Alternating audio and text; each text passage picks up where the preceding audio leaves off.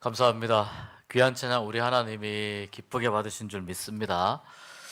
예수님께서 하나님 나라가 어디 있느냐라는 질문에 하신 말씀 중에 하나가 너희 가운데 있다고 하신 말씀이 있습니다. 하나님 나라가 너희 가운데. 자, 이 말은 우리와 우리 사이에라는 의미거든요. 약간 공간적인 의미를 두어가지고 우리와 우리 사이에, 예를 들어서 두 사람 사이에, 세 사람 사이에 하나님의 나라가 있다는 의미예요. 자, 이걸 우리가 잘 생각을 해보면 우리가 지켜가야 할 하나님의 나라는 관계성이 굉장히 중요하다는 것을 알 수 있습니다. 그러니까 나 혼자서 하나님의 나라를 만들어간다, 지켜간다. 물론 나 혼자 지켜가는 것도 중요한데 그것보다 훨씬 중요한 것은 관계성 가운데 있는, 그래서 하나님의 나라를 어떻게 보느냐, 공동체의 관점에서 하나님의 나라를 봐야 되거든요. 공동체 안에서 함께 누리는, 나도 하나님 나라를 누리고 다른 사람도 하나님의 나라를 누리는, 우리 가운데 있는 하나님의 나라를, 특별히 오늘 헌신 예배 드리는 바울, 드보라, 에스더 가운데 하나님 나라가 가득 차기를, 하나님 나라의 귀한 은혜의 맛을 누리기를 주의 이름으로 축복합니다. 자, 오늘 우리 세 기관이 또 연합해서 헌신 예배를 드리고 있습니다. 바울, 드보라, 에스더, 또 성경에 나오는 무척 중요한 인물들이고 또 우리에게 매우 잘 알려진 인물들입니다. 이 세 인물들은 역시 헌신의 사람이고 또 동시에 비전의 사람임에는 틀림없습니다. 비전 없이 성경에서 하나님의 마음을 흡족하게 한 사람이 없기 때문에 하나님이 주시는 비전을 따라가는 사람, 그런 사람이 또한 헌신의 사람으로 살아갈 수 있습니다. 거기에 이 세 사람의 공통점을 찾아보니까 말씀의 능력에 사로잡힌 사람들이라고 하는 공통점을 찾게 됩니다. 바울을 먼저 볼까요? 바울은 신약 성경의 절반 정도를 혼자 기록했던 굉장한 신학자이죠. 바울이라고 하는 인물을 우리가 한두 시간 만에 파악을 한다든지 공부하기는 대단히 어렵습니다. 오늘 읽은 말씀도 역시 마찬가지입니다. 초창기에 바울은 뼛속까지 유대인으로서 유대교에 충실했던 사람입니다. 우리가 잘 좀 이해해야 될 부분들이 뭐냐면, 유대교에 충실한 것과 그 다음에 예수 그리스도의 복음에 충실한 것 사이에는 굉장한 차이가 있다는 거예요. 이 차이의 극명함을 바울에게서 볼 수 있는데, 바울은 유대교에 충실하다 보니까 예수 믿는 사람들이 이단 집단이라고 바라본 거예요. 그래서 예수 믿는 사람들을 충분히 체포해가지고 재판을 받게 하고, 심지어 이들이 죽어도, 예를 들어서 스데반 집사 같은 경우는 초대교회 아주 유능한 일꾼이었지만 이 스데반 집사가 죽는 것을, 돌에 맞아 죽는 것을 바울이 당연하게 여겼다고 성경이 기록합니다. 그게 사도행전에 나오는 기록입니다. 바울이 당연하게 여겼다. 그러니까 이 베냐민 지파로서 바울은 자기가 가지고 있었던 그 신념에 매우 충실한 사람으로서, 유대교에 충실했던 사람으로서 이제 다시 예수님을 만나서 예수님에게 충성하는 사람으로 변화된 거죠. 지난주부터 사실 우려하던 세계 정세에 아주 우려하던 일들이 지금 일어나고 있습니다. 그 중에 하나가 이스라엘과 가자 지구 사이에, 하마스 사이에 이 전쟁입니다. 이것을 어떤 기자는 그렇게 이야기를 하더라고요. 예루살렘을 가운데 두고 똑같은 신을 섬기는 서로 다른 세 개의 종교가 싸우고 있다고 이야기를 하더라고요. 그러니까 예루살렘은 유대교의 성지이죠. 동시에 기독교의 성지입니다. 동시에 이슬람교의 성지입니다. 예루살렘 안에 들어가면 예루살렘이 이스라엘의 온전한 지금 다스림 안에 들어와 있지가 않습니다. 그러니까 예루살렘 성전이 있던 자리에 뭐가 서 있냐면 이 이슬람의 모스크, 황금돔 사원, 예루살렘을 사진 찍으면 항상 노란빛으로 번쩍번쩍 하는 것이 바로 그겁니다. 황금돔 사원이 거기에 서 있는 것입니다. 그런데 이것을 이제 일반 이 자세히 내용을 모르는 사람들은 유대교의 하나님도 기독교의 하나님도 또 이슬람교의 하나님도 이슬람교회는 물론 알라죠. 다 같은 신을 섬기는데 서로 같은 신을 섬기는 종교들끼리 싸우고 있다라고 이렇게 이야기하는 거예요. 엄밀히 들어가면 다르죠. 그러니까 자 보십시오. 바울은 유대교의 하나님을 너무 잘 알았던 사람이에요. 근데 유대교의 하나님을 잘 아는 사람이 왜 하나님이 예수 그리스도를 보내셔서 예수님을 통해 구원하신다고 하는 사실은 몰랐을까요? 그렇기 때문에 물론 유대교와 기독교가 서로 가지는 하나님에 대한 공통점은 이슬람교의 알라보다는 훨씬 더 많습니다. 많긴 하지만 바울처럼 유대교에 충실했던 사람들은 예수 그리스도 제2위의 성자 하나님에 대해서 잘 알지 못하게 되는 거죠. 그러니까 우리가 이 신앙적인 내용을, 교리적인 내용을 조금 더 파고 들어가면 바울이 어떤 부분에 있어서 오해를 했고 그 오해가 심지어는 사람을 죽이는 것도 용인하게 만들었다는 것을 성경을 통해서 확인하게 됩니다. 또한 바울은 이 길리기아 다소 출신으로 로마 시민권자입니다. 로마 시민권자가 가지는 강력한 그 신분 보호의 신분 보호에 가지는 어떤 그 권위가 있습니다. 아무나 로마 시민권자를 함부로 건드리지 못합니다. 유대인이면서 로마 시민권자이면서 가말리엘이라고 하는 탁월한 학자에게 율법을 전수받았습니다. 율법을 배웠습니다. 유대교적으로는 철저한 사람입니다. 그런데 이 사람이 예수님을 만나고 나서 모든 것이 바뀌어 버립니다. 예수 믿는 사람들을 잡아 죽이려고 했던 이 자기의 모든 과거의 삶을 후회하고 뉘우치고 청산하고 다시 예수님께로 돌이키게 됩니다. 스데반이 죽어 마땅하다고 생각했었는데 이제는 자기가 그 스데반과 같은 입장에 들어가는 것을 기꺼이 감사함으로, 감당할 수 없는 은혜로 감사함으로 그것을 받아들이는 사람으로 바뀝니다. 무엇이 이렇게 바울을 완전히 다른 사람으로 바꾸었을까요?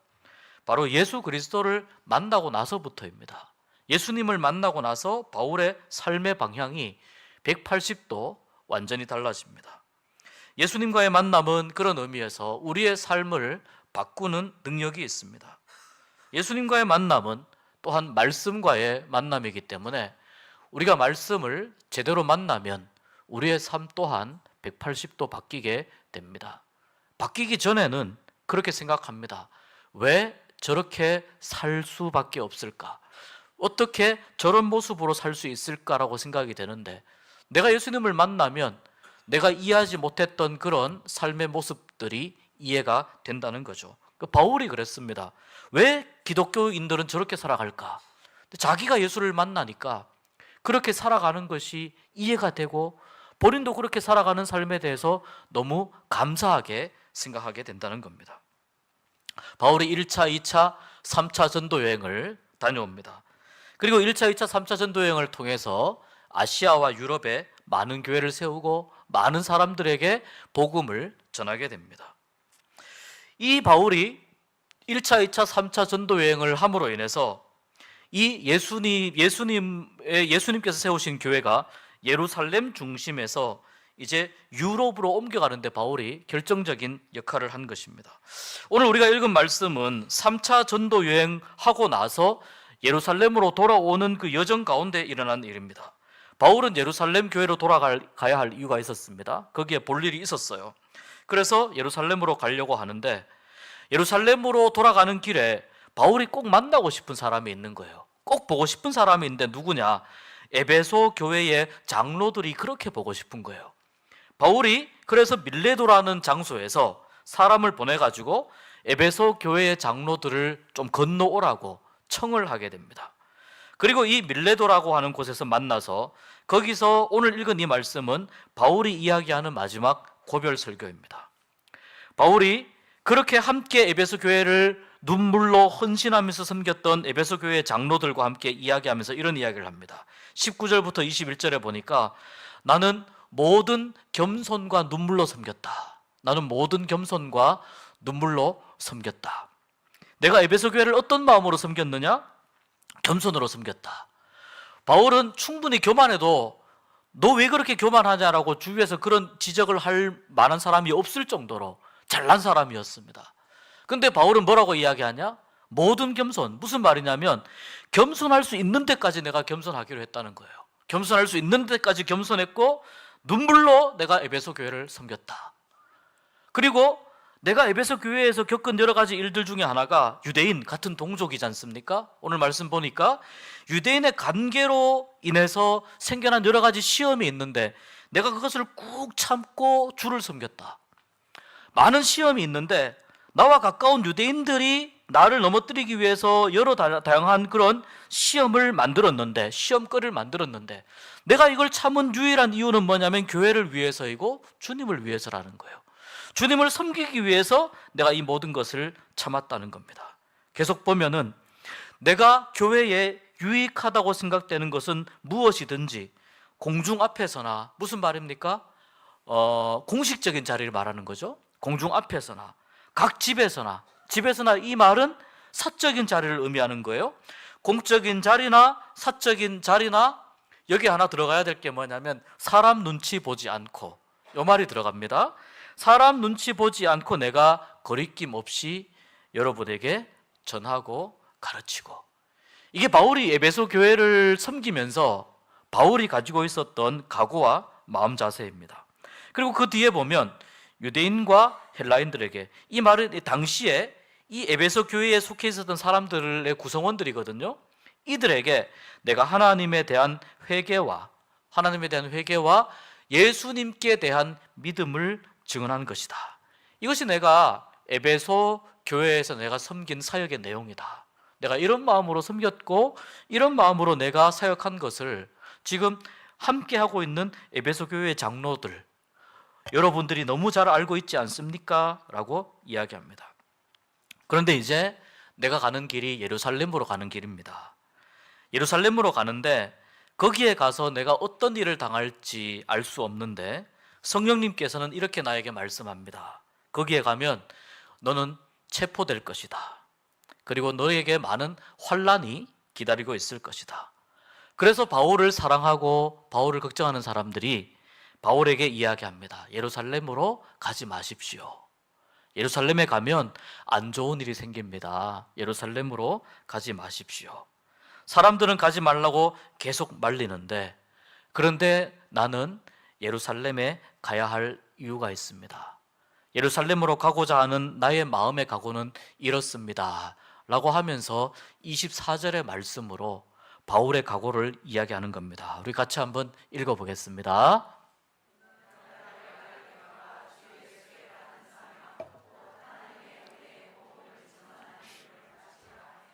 너의 생명조차 조금도 귀한 것으로 여기지 아니하노라. 네, 자, 이 말씀이 이런 상황 속에서 나오는 말씀입니다. 자기가 가장 사랑하면서 섬겼던 에베소 교회의 동력자들과 함께 나누는 이야기 중에서 내가 달려갈 길과 주 예수께 받은 사명, 곧 하나님의 은혜의 복음을 증언하는 일을 마무리 지으려 하면은 나의 생명조차 조금도 귀한 것으로 여기지 아니하노라. 이것이 바울이 지금까지 감당해왔던 자기의 사역에 대한 각오이고 예루살렘에 가려고 하는 바울의 마음의 고백입니다.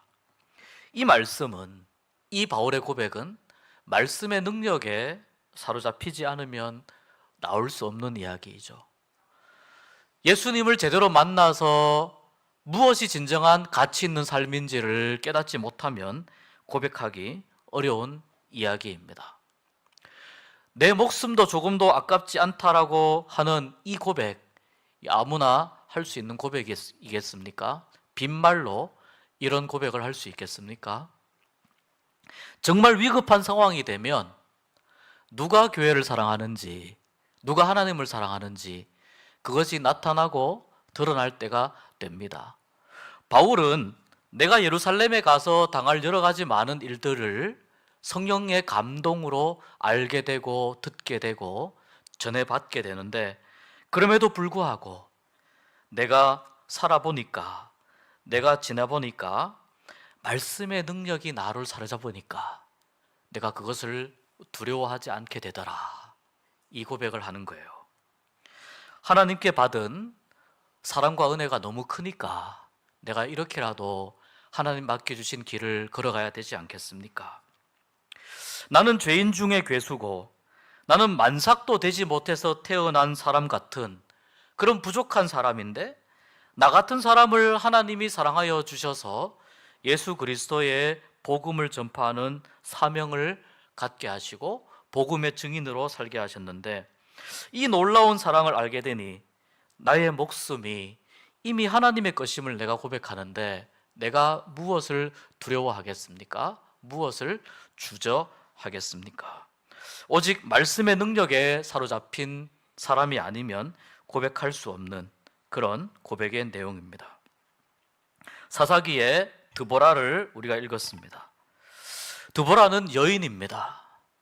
여인이고 많은 교회에서 여선교회 이름을 붙일 때 좀 센 여전도회 중에 드보라 여전도회가, 왜냐하면 드보라는 센 여자니까.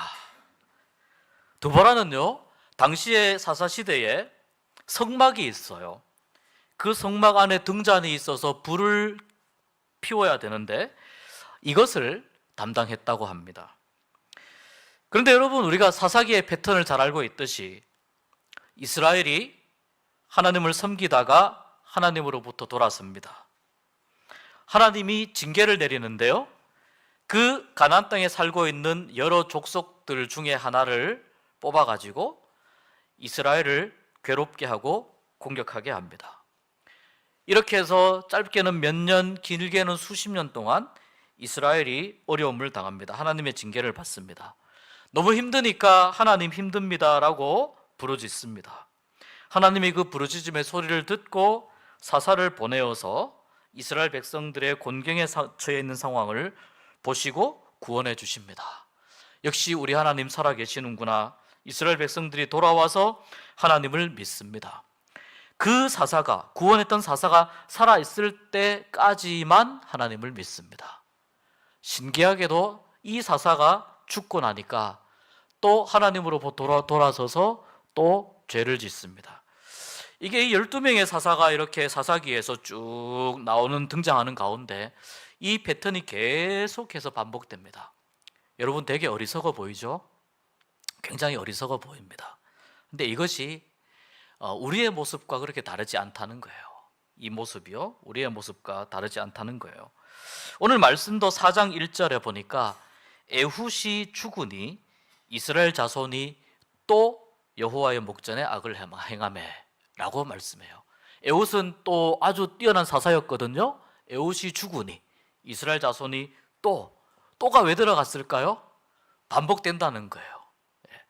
알아차릴 법한데, 깨달을 법한데, 뉘우칠 법한데 겪고 나서도 또 여호와의 목전에 악을 행하매. 이번엔 누구를 하나님이 데려다 쓰시냐면 가나안 땅의 하솔 왕 야빈이라고 하는 사람을 데려다가 무려 20년 동안 이스라엘 백성들을 통치하게 합니다. 이 하솔 왕 야빈이 이스라엘을 아주 심하게 학대합니다. 굉장히 심하게 학대합니다.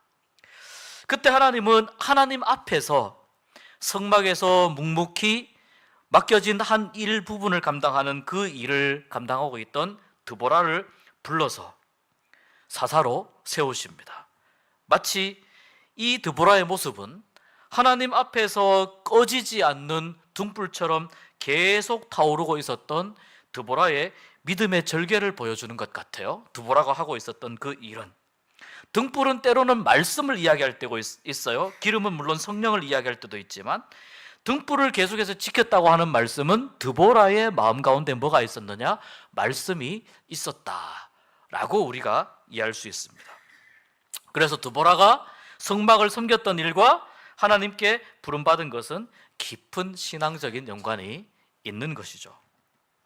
드보라가 이제 이 하솔 왕 야빈을 어떻게 할 것인가 하나님으로부터 지혜를 받아서 혼자 싸우기가 힘드니까 바락이라고 하는 당시에 뛰어난 장군을 부릅니다. 이 바락 장군을 불러서 야빈 왕에게도 군대 장관이 있어요. 시스라라고 하는 군대 장관이 있는데 이 시스라를 공격하라고 합니다. 근데 바락이 뭐라고 이야기하냐면 당신이 나와 함께 가지 않으면 나도 안 가겠습니다. 이거 오늘날의 표현으로 하면 어떻게 됩니까? 자기가 안 가면 나도 안 가. 약간 이런 뉘앙스이지만 이 바락은 지금 드보라가 가지고 있는 사사로서의 위치를 최대한 존중하기 때문에 이 말을 하는 거예요. 무슨 말이냐면 하나님께서 세운 사사는 내가 아닙니다. 내가 전쟁터에 나가서 싸운다 하더라도 하나님은 나를 세운 것이 아니고 드보라 당신을 지금 사사로 세웠습니다. 당신을 세웠는데 당신이 비록 여성이지만 굳이 칼을 들고 창을 들고 싸우지 않는다 하더라도 하나님께서 당신을 세우셨기 때문에 내가 전쟁터에 나가는 것도 중요하지만 그 전쟁터에 하나님이 세운 사람인 당신이 나가서 있어야, 그래야 이 전쟁이 하나님이 이겨주시는 전쟁이 된다는 고백이에요. 그러니까 이 바락은 하나님이 세우신 사람에 대한 철저한 신뢰감을 가지고 이야기하는 거죠. 드보라를 신뢰하는 거예요. 영적인 질서를 바락이 그대로 인정하고 존중하는 거예요. 그래서 하나님은 바락의 군대와 이 시스라의 군대가 전투를 벌일 때 이 시스라의 군대를 혼란케 하시고 그 안에서 굉장히 복잡한 일을 일으키셔서 전쟁의 승기를 바락의 군대가 이기도록 그렇게 허락해 주셨습니다. 시스라가 굉장히 탁월한 야빈 왕의 장군이었거든요. 그런데 이제 이 시스라가 안 되니까 도망을 갑니다. 이 시스라의 군대는 얼마나 탁월했냐면은 이스라엘 백성들에게는 없는 병거를 가지고 있었어요. 그 병거를 가지고 있음에도 지금 바락의 군대에 패해서 도망가는 거예요. 얼마나 신식 무기를 가지고 있느냐가 중요한 것이 아니고, 얼마나 작전을 잘 짜느냐가 중요한 것이 아니고, 하나님이 함께 하시는 싸움이냐 함께 하시지 않는 싸움이냐, 거기에 하나님이 세우신 사사 드보라와 함께 하느냐 함께 하지 않느냐, 이 문제입니다. 이 시스라가 이제 패배의 기운이 감도니까 자기가 타고 있던 그 병거에서 내려가서 도망갑니다. 헤벨이라고 하는 사람의 아내인 야엘의 장막에 숨어들었습니다. 그리고 그 장막에 숨어들어서 너무 긴 전투 때문에 피곤해서 잠이 들었는데, 헤벨의 아내 야엘이 이 시스라가 잠들었을 때에 말뚝을 가지고 가서 시스라의 관자놀이에 말뚝을 박아버립니다. 그래서 이 말뚝이 꿰뚫고 땅에 꽂히게 됩니다. 이렇게 해서 시스라가, 야엘의 군대 장관의 핵심 전력이었던 시스라가 사망하게 됩니다. 하슬왕 야빈은 군대 장관 이 시스라의 죽음으로 인해서 주력 부대를 잃게 됩니다. 그리고 결국 이스라엘에게 밀려서 진멸당하게 됩니다. 이 사건에서는 사사 드보라와 야빈 왕의 군사력을 결정적으로 무력화시킨 전공을 세운 헤벨의 아내인 야엘이 나옵니다. 두 사람 다 여인입니다. 드보라가 센 여자가 맞죠? 이 정도면. 고대 이스라엘 사회에서 여인은요, 지도자의 위치에 오르기 쉽지 않지만 하나님은 이 전쟁에서만큼은 여인인 드보라를 사사로 세웠고, 이 전쟁의 성패를 가르는 결정적인 장면에서 야엘이라고 하는 여인을 통해서 이스라엘을 구원하시는 놀라운 역사를 보여주십니다. 드보라와 야엘은 하나님의 말씀의 능력에 사로잡혔기 때문에 싸울 수 있었고, 용기를 낼 수 있었고, 담대히 승리할 수 있었습니다. 사사기 4장 9절에 이렇게 말씀합니다. 여호와께서 시스라를 여인의 손에 파실 것임이니라. 드보라가 한 말입니다. 여호와께서 시스라를 여인의 손에 파실 것임이니이다. 이미 드보라의 머릿속에는 하나님이 말씀해 주신 이 작전 계획이 다 들어가 있었던 겁니다. 세 번째로 우리가 에스더의 말씀을 읽었습니다. 에스더 또한 여인입니다. 에스더는 사촌 오빠 모르드게의 집에서, 사촌 오빠이지만 나이 차이가 좀 났어요. 그래서 모르드게의 딸처럼 잘 자란 믿음과 신앙의 소녀입니다. 아주 아름다운 소녀입니다. 그러던 중에 이 모르드게와 이 에스더는 사실 이 페르시아라고 하는 나라에 포로로 지금 잡혀와서 살고 있는 상황입니다. 그러니까 페르시아의 주류 사회에 들어가기 어려운 사람들입니다. 쉽게 들어갈 수 없죠. 그런 상황 속에서 하나님의 기적 같은 은혜로 페르시아 왕 아하수에로의 왕비가 됩니다. 자, 이런 과정 속에서 이 에스더가 궁궐 생활을 잘 하고 있을 때 오랜 원수 관계에 있었던 아각 사람인 하만이 모르드게와 유대인들을 전멸시키려고 하는 음모를 접하게 됩니다. 모르드게가 이 소식을 듣고 이 사실을 왕후인 에스더에게 전합니다. 에스더에게 모르드게가 전하는 이유는 딱 한 가지입니다. 왕궁에서 네가 지금 편안하게 살고 있지만 너 자신만을 위해서라면 무시해도 상관없다. 그런데 너가 지금 그 자리에 올라와 있는 그 이유가, 너가 왜 지금 그 자리에 있는지를, 하나님께서 왜 너를 그 자리에 세우셨는지를 한번 생각해 보아라 하는 겁니다.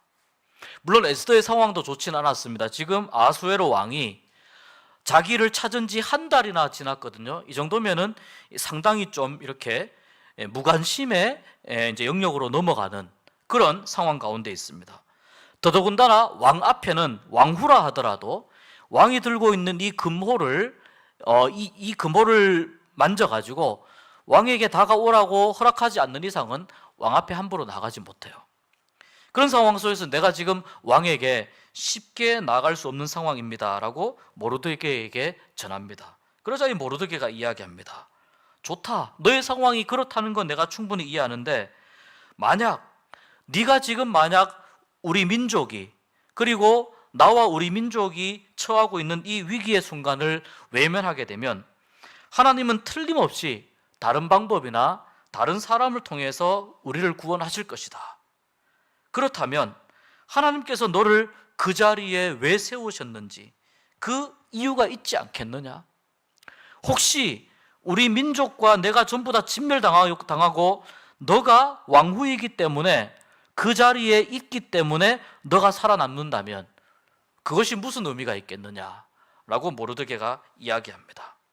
하나님께서 너를 왕후로 세우시고 오늘날까지 이렇게 이 좋은 자리에서 살게 하신 분명한 이유가 있을 텐데 그 이유가 혹시 바로 이 시간, 지금을 위해서가 아니겠느냐? 기도해봐라, 고민해봐라 이야기합니다. 이 말을 듣고 에스더가 고민하면서 자기를 위해 금식 기도를 해달라고 요청하죠. 그리고 내가 왕이 허락하지 않아도 왕 앞에 나가겠습니다. 그리고 이야기하는 이 에스더의 고백이 그런 상황 가운데에서 왕이 허락하지 않으면 내가 죽으면 죽겠습니다 라는 각오로 왕 앞에 나가겠다고 이야기합니다. 이 위기를 극복할 방법을 찾겠다고 말합니다.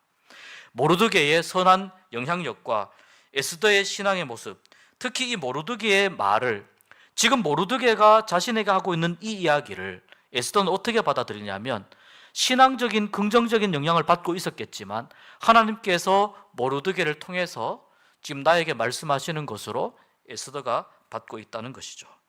그래서 하나님의 말씀처럼 이 말을 듣고 에스더가 그것을 믿음으로 받고 에스더가 그 말에 순종하게 되어 결국 이 에스더의 성경에서의 이야기는 모든 유대인들이 다 구원받는, 모든 유대인들이 다 살아나는 그런 놀라운 기적 같은 이야기가 벌어지게 됩니다. 그 중심에 누가 있었느냐?